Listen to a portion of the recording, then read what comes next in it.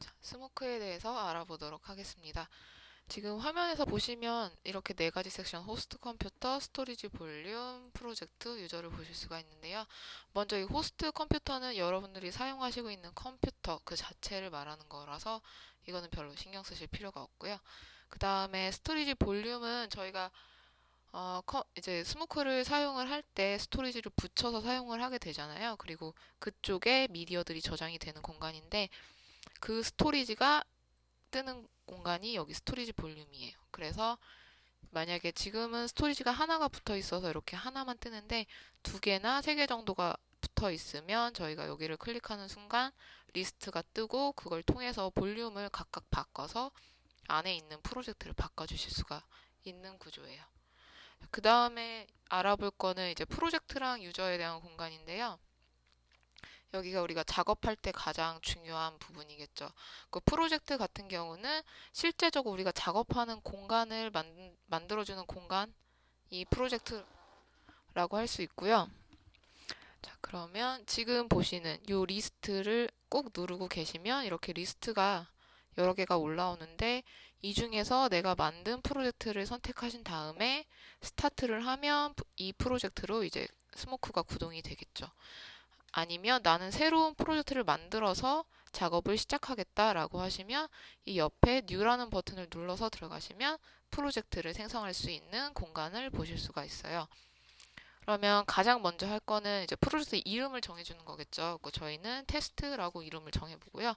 그 다음에 디스크립션 보면 여기는 이제 내가 언제 만들었는지에 대한 그 글귀가 여기에 보실 수가 있고요.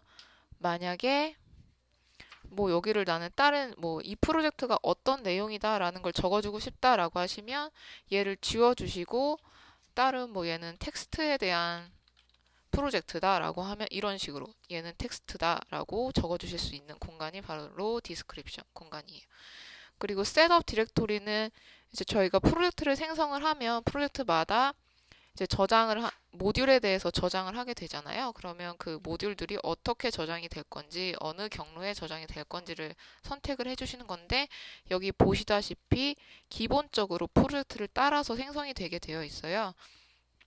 그래서 만약에 셋업 값이 다른 거랑 같이 공유가 될 수도 있지만, 뭐 나는 그게 꼬일 것 같아서 싫다라고 하시면 기본적으로는 내가 쓴 이름을 가진 그 셋업 디렉토리를 그냥 선택을 해주시면 돼요.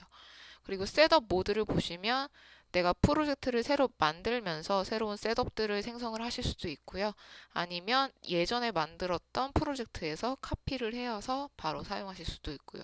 그럼 이전에 작업했던 뭐 컬러에 대한 정보값이라든가 이런 셋업 모드들을 가지고 와서 작업을 또 적용을 하실 수가 있고요. 그 다음에 중요한 거는 이제 화면 레졸루션이겠죠. 내가 얼마의 사이즈를 가지고 작업을 할 건지를 결정을 해주시는 거예요. 그래서 우리는 요즘에 많이 쓰는 게 HD니까 뭐 HD 1080으로 여기서 레졸루션을 선택을 해주시면 되고요. 만약에 여기 없는 레졸루션이다라고 하시면 여기 커스텀 레졸루션 가셔서 여기서 내가 원하는 레졸루션을 이렇게 생성을 해서 사용하실 수도 있어요. 저희는 기본적으로 많이 쓰는 HD로 선택을 하고요. 그 다음에 이쪽 부분은 화면 뭐 4대3으로 볼 건지 16대9 화면 B로 볼 건지 여기서 선택을 해주시면 되고요. 지금 옆에 얘를 내가 4대3으로 선택하느냐 16대9를 선택하느냐에 따라서 이 화면 비율이 바뀌는 거 보실 수가 있고요. 이거는 내가 선택하는 거에 따라서 자동으로 바꾸실 수도 있고 아니면 뭐 직접 입력을 해주실 수도 있는 부분이고요. 자, 그리고 이 밑에는 이제 프로젝트를 10비트, 뭐 18비트에서 12비트까지 어떤 비트 수를 사용을 해서 몇 비트의 프로젝트를 만들 건지를 여기서 선택을 해주시는 거고요. 그리고 프로젝트를 프로그레시브로 작업을 할 건지 아니면 인터레이스인데 필드 1번이 먼저일 건지 2번이 먼저일 건지 여기서 선택을 해주시면 됩니다. 그리고 이 마지막 부분은 16비트 이제 그래픽을 렌더링을 할 때 8비트를 기반으로 할 건지 아니면 16비트 플로팅 포인트를 기반으로 할 건지 선택을 해주시는 건데요. 기본적으로 16비트 플로팅 포인트 그래픽으로 설정이 되어 있어요. 그래서 이제 위키에 가이드를 유저 가이드를 보시면 기본적으로 16비트 플로팅 포인트로 선택해 놓는 것이 좀 더 조금이라도 질이 좀 더 좋게 빠질 수 있다고 적혀 있더라고요. 그래서 이거는 16비트 플로팅 포인트 그래픽으로 놔주시면 되겠습니다. 자, 그럼 이렇게 화면 사이즈까지 저희가 설정을 했고요. 그럼 가장 중요한 건 이제 프레임 레이스를 정해주는 거겠죠. 그래서 여기서 보시면 지금 되게 적게 나오긴 하는데 아마 여러분 화면엔 좀 더 많은 템플릿이 뜰 거예요. 그래서 이 중에서 나는 29.97 프레임 레이스를 사용하겠다라고 하시면 HD에 지금 우리가 사용하는 레졸루션에 프레임 레이스 설정을 해주시면 되고요. 아니면 30p를 사용하겠다 이러면 요 위에 걸 선택을 해주시면 되겠죠. 자, 이 CFG 템플릿에서 선택해주신 이 프레임 레이스에 따라서 요 안에 우리가 스모크를 구동을 했을 때 생성되는 시퀀스의 프레임 레이트이 바뀌느냐 그건 아니고요. 단순히 얘는 이제 프리뷰라던가 전체 프로젝트의 전체적인 환경에 대한 부분이라서 그쪽 부분과는 상관이 없다고 생각하시면 돼요. 자, 그 다음에는 이제 프록시 옵션.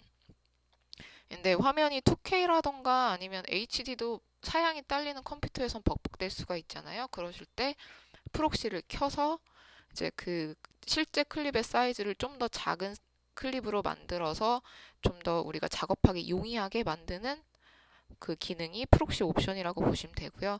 저희는 시스템 사양이 되기 때문에 기본적으로 프록시 오프로 해놓고 사용하도록 하겠습니다. 그리고 이렇게 다 선택을 해주셨으면 프로젝트를 크리에이트 해주시면 새로운 프로젝트, 내가 이제 작업을 시작할 프로젝트를 만드시게 된 거죠. 그리고 그 다음에 이제 보실 것이 유저 부분인데요. 유저도 마찬가지로 유저 리스트를 여기를 눌러보시면 보실 수가 있고요. 나는 새로운 유저를 생성하겠다. 마찬가지로 뉴 버전 눌러서 들어가시면 되고요. 얘도 마찬가지로 이름을 써주시면 될 거고요. 자, 이름을 써주시고 그 다음에 설정해 주실 게 하키 프리셋인데 나는 스모크를 쓸 건지 플레임 하키를 갖다 쓸 건지 뭐 팝컷이 나는 편하다 그러시면 팝컷 하키 그대로 갖다 쓰실 수가 있어요. 근데 저는 스모크를 사용을 하도록 하겠습니다. 여기도 마찬가지로 보면 이제 만들 때 새로운 프리퍼런스를 만들 건지 아니면 다른 이전 버전에서 가져와서 사용을 할 건지 여기서 다 선택을 해 주실 수가 있고요. 저희는 새롭게 프리퍼런스를 만들도록 하겠습니다. 자, 유저 부분은 딴 게 아니라 이제 거의 하키라든가 환경 설정, 프리퍼런스에 대한 부분을 제어하는 부분이 유저 부분이라고 보시면 돼요. 그래서 다 설정이 끝났으면 create user 해서 유저를 생성을 해주시면 되고요. 자, 이렇게 하면 내가 작업할 프로젝트 공간을 만들었고요. 내가 이제 사용할 하키나 프리퍼런스에 대한 유저를 만들었어요. 이러면 작업할 준비가 다 끝났고 스타트를 누르시면 내가 선택한 부분에서 선택한 프로젝트로 들어가서 작업을 시작하실 수가 있습니다.